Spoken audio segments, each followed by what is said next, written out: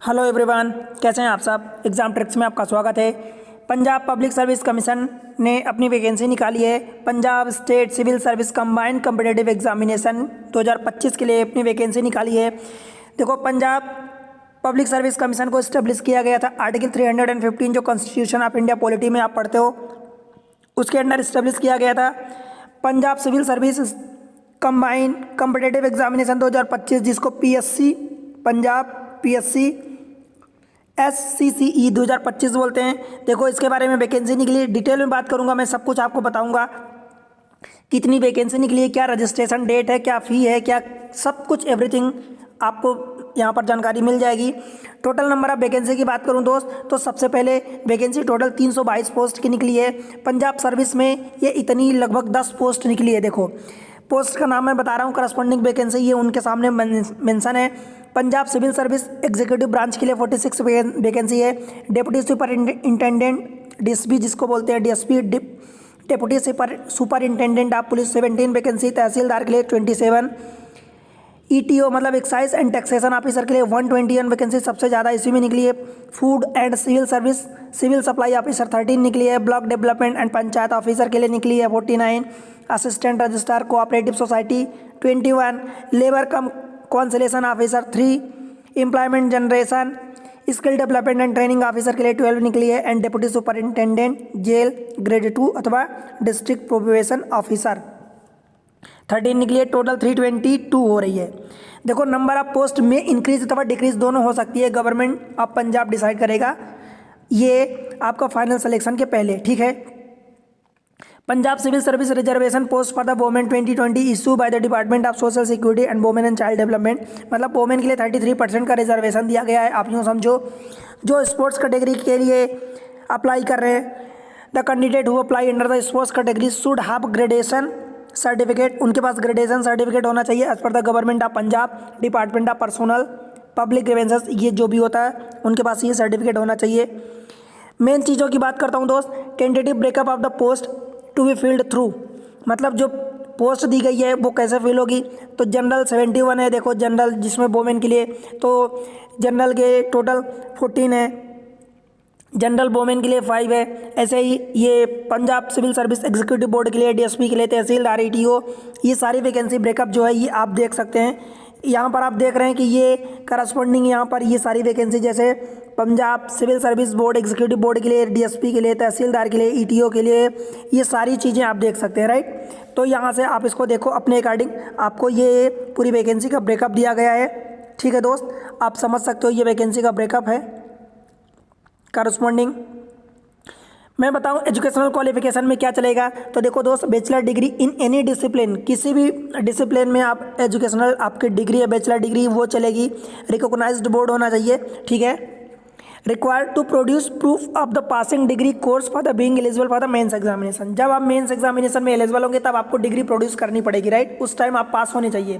Prelims examination के पहले आप परसुइंग भी हैं, आपका डिग्री नहीं मिली, आपके हाथ में नहीं आई है, या लास्ट सेमेस्टर कंप्लीट नहीं हुआ है तो भी चलेगा, पर मेंस एग्जामिनेशन के पहले ये कंप्लीट होना चाहिए डिग्री, राइट।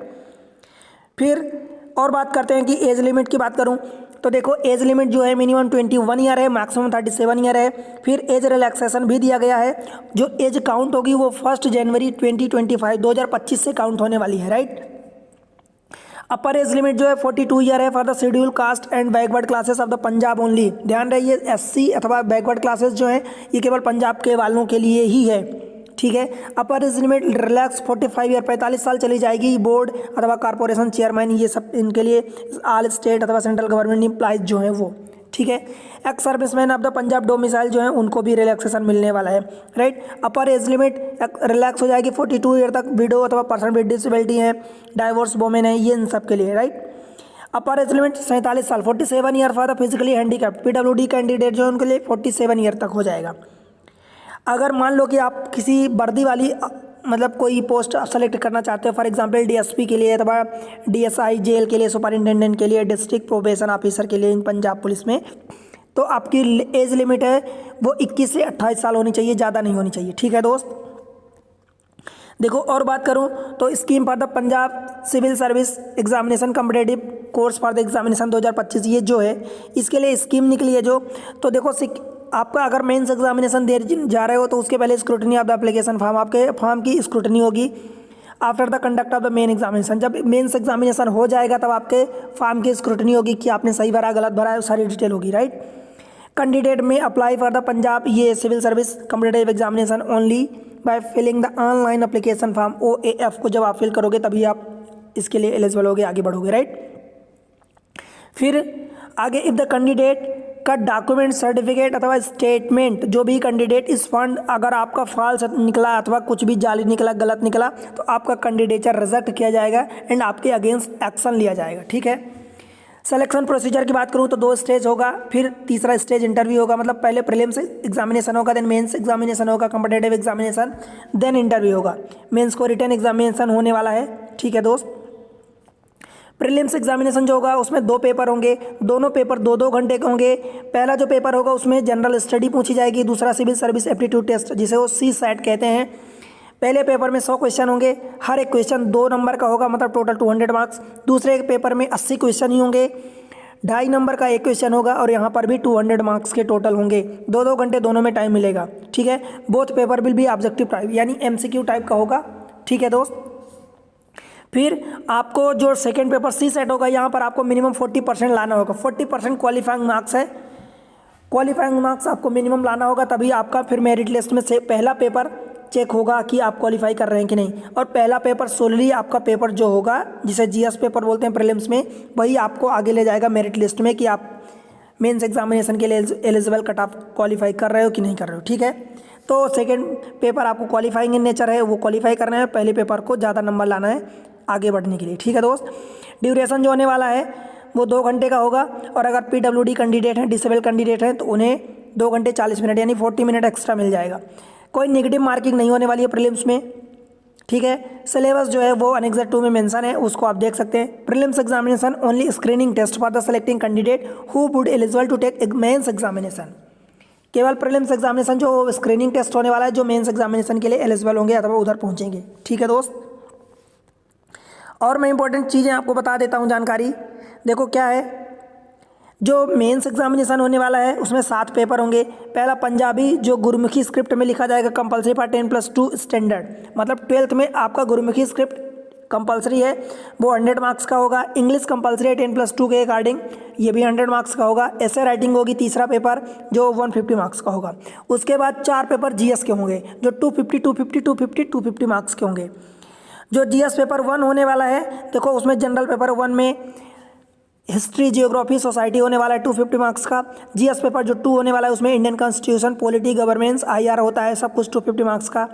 GS पेपर 3 होने वाला है इकोनॉमी, स्टैटिस्टिक्स एंड सिक्योरिटी जो होने वाला है वो होने वाला है 3rd पेपर में GS में। और GS पेपर जो 4 होने वाला है उसमें science and technology, environment, problem solving and decision making, ये 250 मार्क्स के चारों पेपर GS के होने वाले हैं। टोटल 7 पेपर को मिला के 1500 नंबर का होने वाला है दोस्त, ग्रैंड 1500 होने वाला है, राइट। सिलेबस आपका सब कुछ दिया है। देखो मैं एक चीज़ बता दूं कि आप अगर किसी कैटेगरी में बिलोंग करते हैं, जैसे मान लो कि जनरल या इसमें, तो आपको मिनिमम जो GS के 7 पेपर हैं इनमें से टोटल एग्रीगेट का 45% लाना होगा। और अगर आप SC ST में बिलोंग करते हैं, कैटेगरी वाइज बिलोंग करते हैं, तो आपको मिनिमम 40% एग्रीगेट यानी 7 पेपर का 40%, मतलब 1500 का 40%, 600, 15 चौका 60, ठीक है। तो आपको 40% लाना होगा, समझ आया दोस्त। तो इस तरीके से आपको ये लाना होगा 600 नंबर 40%। और हर पेपर में मिनिमम 25% मार्क्स आना चाहिए, मतलब जो भी पेपर हैं 7 पेपर उनमें उन पेपर के जो भी मैक्सिमम मार्क्स है उनका 40%, 25% मिनिमम, मतलब 1/4 मिनिमम हर पेपर में आना चाहिए। और ये एग्रीगेट में 40% अथवा 45% आना चाहिए, ठीक है दोस्त। और एक चीज़ और बता दूं तो 45% एग्रीगेट लाने का ये मतलब नहीं हुआ कि आप मेंस एग्जामिनेशन क्वालिफाई कर गए, ये कट ऑफ पर निर्भर करेगा कि कितना है। 45% मार्क्स मान लो कि अगर नहीं आते हैं जनरल या OBC वालों के, या 40% मान लो कि SC ST वालों के नहीं आते हैं टॉपरों के, तो फिर ये जो है आपका गवर्नमेंट ऑफ पंजाब जो है पब्लिक सर्विस कमीशन पंजाब का जो है वो रिड्यूस कर सकता है कि 40% बाकी जनरल OBC का कर सकता है, 35% SC ST का कर सकता है। परंतु ध्यान रहे ये जो एवरी पेपर का है वो हमेशा 25% से कम नहीं होने वाला है, इसलिए ये इस बात का ध्यान रखना। 25% मीन्स 1/4 आपको लाना ही पड़ेगा। अप्लाई कैसे करोगे? तो अप्लाई करने के लिए रजिस्ट्रेशन चालू हो चुका है 3 जनवरी से और ये 31 जनवरी तक रात के 12 बजे तक यानी 11:59 PM तक चलेगा। आप भर सकते हो। लास्ट डेट 31 जनवरी यानी पूरा जनवरी। आप दोस्त कहाँ से अप्लाई कर रहे हो, सेंटर आप कहाँ ले रहे हो, ये आप कमेंट सेक्शन में बताना। वीडियो को लाइक कर दो, चैनल को सब्सक्राइब कर लो और ऐसे ही नोटिफिकेशन के लिए आप CSET के लिए मैथमेटिक्स की क्लासेस यहीं पर इसी चैनल पर सेपरेट प्लेलिस्ट में अवेलेबल है। आप उसको देखो, समझो और आगे बढ़ो, ठीक है। उसके अलावा कुछ और चीज़ें मैं आपको बता देता हूँ। जो डॉक्यूमेंट्स लगेंगे वो सेल्फ अटेस्टेड होंगे। सेल्फ अटेस्टेड का मतलब ये कि आप खुद ही अटेस्ट करोगे अपने डॉक्यूमेंट्स में, अपनी सिग्नेचर करोगे, राइट। फिर अप्लीकेशन फीस जो लगने वाली है, देखो एक्स सर्विसमैन, इकोनॉमिकली EWS मतलब इकोनॉमिकली वीकर सेक्शन, PWD अथवा linear descendant of the ex serviceman जो है उसको उनको 500 रुपये लगने वाला है। ये ऑनलाइन अप्लीकेशन चार्ज होगा, फी एग्जामिनेशन फी नहीं लगेगी, टोटल 500 ही हो रहा। SC ST शेड्यूल्ड कास्ट और scheduled tribe of all state and backward classes of the Punjab, SC ST चाहे अदर स्टेट के हों एंड बैकवर्ड क्लासेस पंजाब के, इनको 500 रुपये एप्लीकेशन चार्ज लगेगा। एग्जामिनेशन फ़ी 250 लगेगा, टोटल 750 हो गया। ऑल अदर जो कैंडिडेट है 500 रुपये फ़ी लगेगा, एग्जामिनेशन फ़ी 1000 रुपये लगेगा, एप्लीकेशन का ऑनलाइन एप्लीकेशन 500 लगेगा, टोटल 1500 हो गया, ठीक है। Candidate entitled the concession of the except must submit their application form self attested copy of the certificate, मतलब जो भी कंसेशन अथवा एग्जाम्शन चाहते हो आप अपनी कैटेगरी के अनुसार, तो आपको application form self attested submit करना पड़ेगा, अदरवाइज आपको नहीं मिलेगा, ठीक है दोस्त।